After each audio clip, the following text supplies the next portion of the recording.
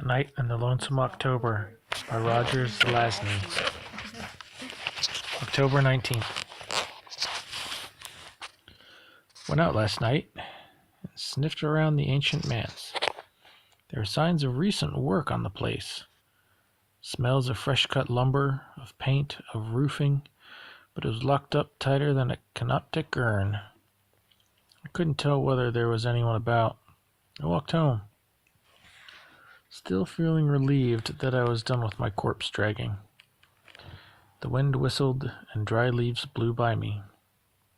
There were flashes of lightning from off in the good doctor's direction. The thing in the circle said, "French poodle?" when it saw me enter. "Not today. Anything else? Anything at all? I'd sure like to get out and kill and rend." Feeling stronger all of a sudden. "Your time will come," I told it. The thing in the steamer trunk had poked a small hole in the floor. An enormous yellow eye regarded me through it. Didn't make a sound, though. Snoring noises emerged from the wardrobe in the attic. I paused before the mirror in the hall. All of its things were clustered again, rather than slithering.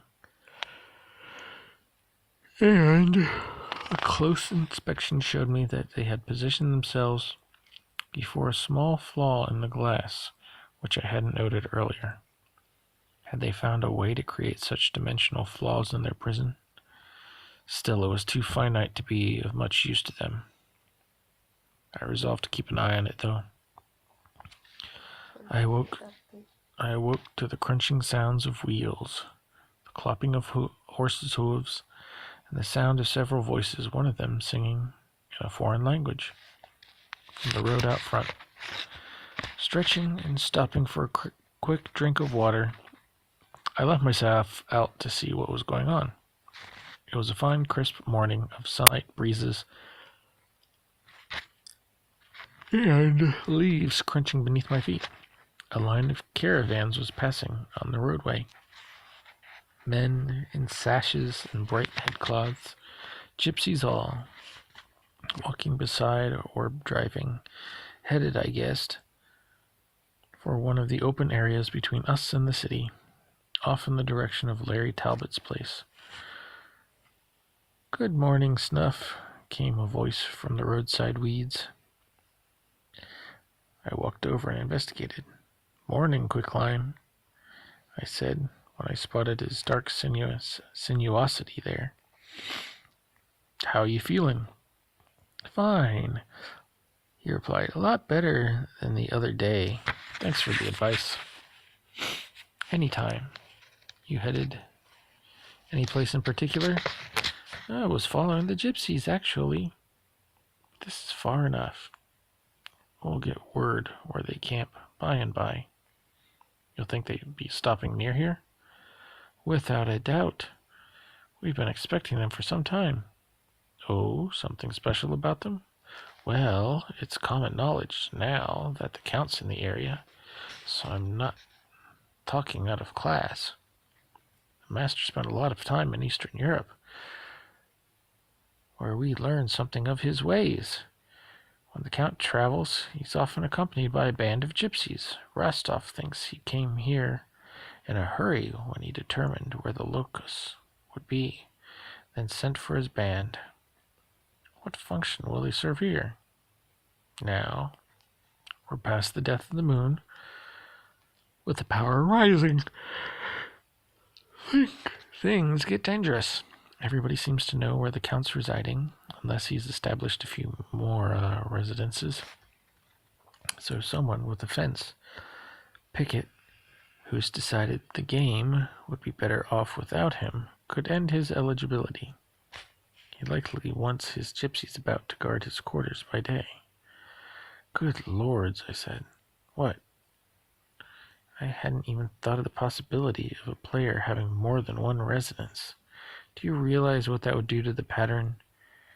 "Damn, no I hadn't. This is bad Snuff. If he's got another grave or two somewhere, that throws all the calculations off. It's good you thought of it, but what'll we do?" "My first impulse is to keep it to myself," I said. Then I realized we'll have to cooperate on this.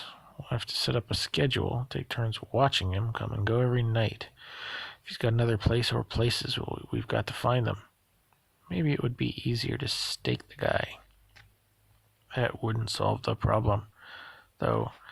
It would just make it harder, and if he happens to be your ally or mine, you could be sacrificing someone who'd make the difference.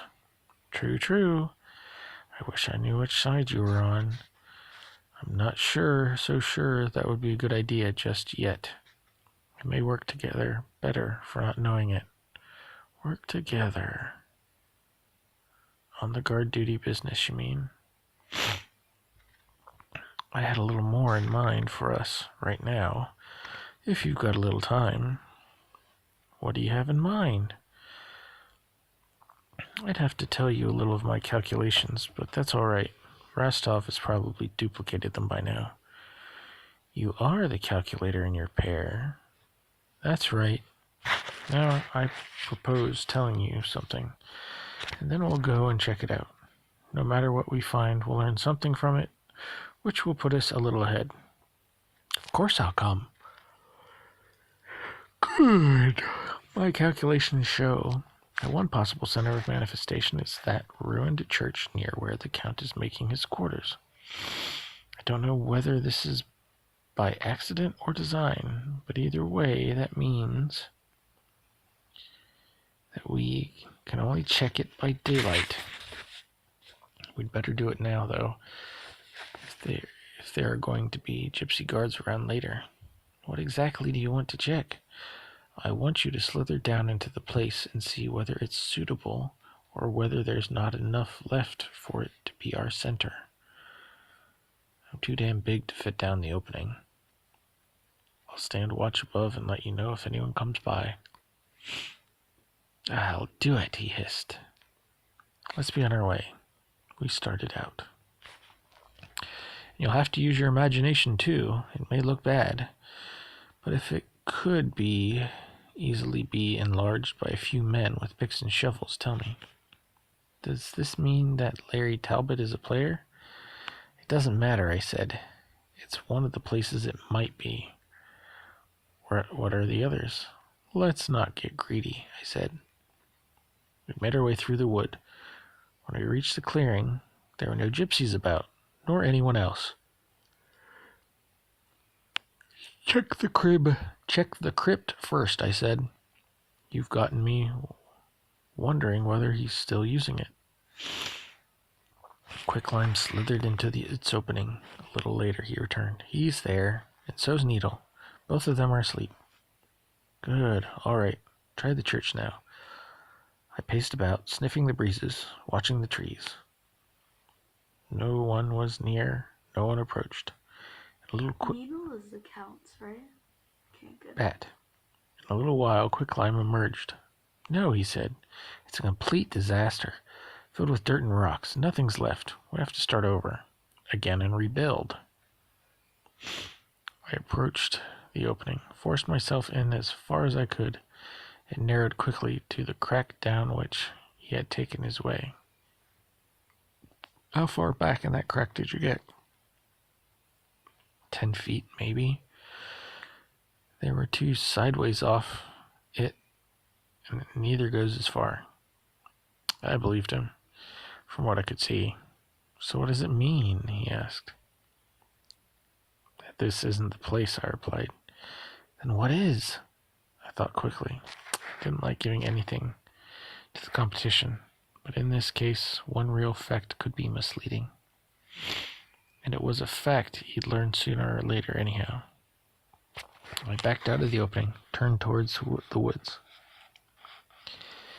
Vicar Roberts, I said, has a good disguise as a fanatic churchman. What do you mean? He's a player. You're joking. No, he holds midnight services to the elder gods. Right there in the church. The vicar? Check it out, I told him. What does that do to the pattern?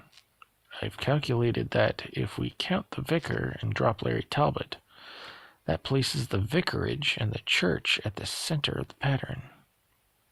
This isn't final if the count is moving around, of course, but that's how it looks now if we figure it that way. The vicar, she repeated. We entered the woods. So, he said after a while, if the count has a home away from home or two, we need to find out whether they are established before or after the death of the moon. Yes, I agreed. Everything was frozen at that point. Death, relocation, withdrawal of a player, all of these shifted things about only before that time. Afterwards, we could kill each other and move about as we wished without disturbing the geometry of the business. If there was a way of getting Needle to talk, we could find out. Said Quicklime. did save Needle once. Said Quicklime. It occurred to me, as we passed among the trees, that I could be wrong, that I had just given him the correct information, but it seemed to me that the weight of Larry's presence, along with that anticipation business he spoke of, made him too big an influence on the game not to count him as a player. Whether he collected ingredients and wove dueling spells, protection, opening spells, closing spells, or not. With him included, along with the vicar, it had to be that old manse rather than the church. And that in the oft-restored place looked as if it went back far enough to have a chapel around somewhere. Or something that had once been a chapel. Besides, it wasn't really a bad thing to reveal the vicar for what he was. The others would start doing things to skew his efforts once the word was out. So what about watching the Count's comings and goings? I asked. Let's hold off on its snuff, he hissed. No need to bring the others into this yet. I have a much better idea for finding out about the Count's doings. Even with the gypsies about? Even so. What have you got in mind? Let me pursue it on my own for a day or two. I promise I'll share it with you after this. In fact, it would be a good idea. I think you're a better calculator than Rastov. All right, we'll hold off. We parted at the edge of the wood, him going left, me right. I made my way back to my place, did a quick circuit, found everything to be in order, and went back outside. It was easy to follow the gypsies' trail since they stuck to the roadway till they neared their destination. It was a field near Larry's place. I laid doggo for an hour or two. I actually says I laid doggo for an hour or two and watched them set up their encampment. I didn't really learn anything, but it was colorful. Then I heard sounds from the road and turned my attention. An old-fashioned coach was approaching, drawn by two tired-looking horses. I dismissed it till it slowed and turned up Larry Talbot's driveway. I quitted my place of concealment in a stand of shrubs and headed that way, in time to see the coachman help an old woman to descend from the vehicle. I moved nearer, passing among a few ancient trees upwind of them, as the lady, with the assistance of a blackwood cane, made her way to Larry's front door. There she raised a knocker and let it fall. Shortly, Larry opened the door, and they spoke briefly, the wind preventing my making out their words. But after a short while he stepped aside and she entered. Most peculiar. I circled the house to the rear, began peering in windows. I discovered them to be seated in the parlor, talking. Some time later, Larry rose, absented himself briefly, returning with a tray bearing a decanter and a pair of glasses. He poured and they sipped sherry, continuing their discussion. This went on for at least a half an hour. Finally, they both rose and departed the room. I raced about the house, checking windows again. At last I located them in the skylighted room where he grew his plants, engaged in animated discussion with frequent gestures towards the flora. This went on for the better part of an hour before they returned to the parlor for another glass of sherry and another long talk. Then the coachman was summoned, and Larry loaded him with greenhouse clippings, then accompanied him both out to the coach before he bade her a cordial goodbye. I was torn between following the coach and approaching Larry immediately. As the thing rumbled off, I realized that I could not contain myself, foolishly perhaps, for I can only speak with Jack between midnight and 1 o'clock. I raced up to him. "Who was that lady?" I asked. He smiled. "Hello, Snuff. How are you?" he said. I repeated my question, hoping that his canine spirit granted comprehension around the clock. "A delightful lady," he replied. "Name's Linda Enderby, widow of an India officer who died in the mutiny. She had her servant recently moved into an old manse she restored near here. The city's grown a bit dear for her, and far too busy. She was just paying a social call, wanting to meet some of the neighbors, and she shares my passion for botany. We had a lively discussion on dictylendrons." "Oh," I said, ordering my thoughts. "I was watching the gypsies when she arrived. I assume everything involves the game these days." "Well, I guess they do somehow," he said. "Gypsies and I go way back. I heard the Count is sometimes associated with them." "That too," he said.